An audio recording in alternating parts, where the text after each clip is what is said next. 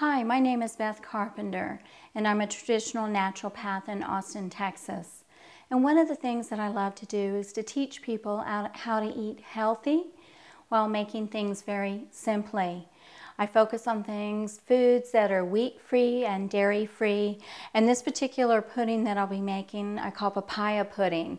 It works as a wonderful base to a fruit soup if you like, or a smoothie, or just to eat it as a pudding. The neat thing with papaya, it actually gels and gets a little bit stiffer once it's in the refrigerator, and that's why it makes a nice pudding.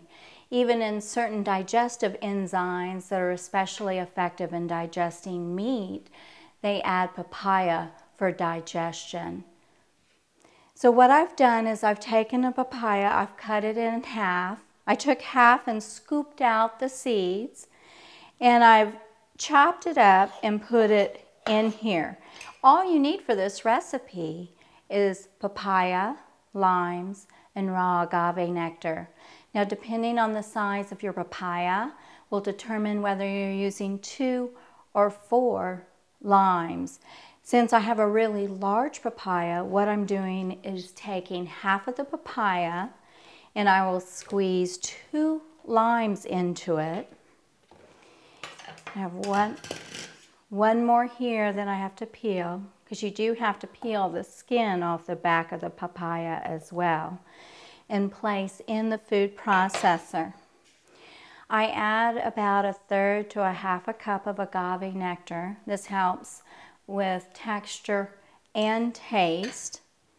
Sometimes certain people's palates aren't as accustomed to the tropical fruits as they are to apples. And as you can see, I'm squeezing the lime directly into the papaya and agave nectar. There is no additional water needed in this. And the best tool or equipment to make the pudding in is a food processor. If you don't have a food processor and you're doing it by blender, you will have to add a little bit of water, and hopefully you'll use filtered water in your blender to get it started. Okay, I've added the juice of 2 limes into that papaya. And to start any sort of pudding or applesauce, you want to use the pulse cycle on a food processor, which is right here, to help chop it up a bit more. So you just turn it on and off as it makes smaller and smaller pieces, and as it becomes smaller and smaller, then you can turn it on and let it run to become pudding-like. Periodically, while blending this, you will need to open it and scrape the sides.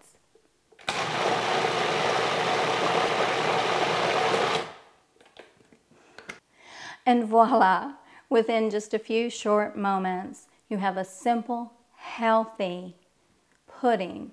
All you have to do is pour it in a container and store it in the fridge to eat as you desire. Just make sure that you consume it all within about 4 to 5 days. You can add it as a base for smoothies. You can add fresh cut fruit to make like a fruit soup with, or just eat it straight as a papaya pudding. Actually, that's my favorite way.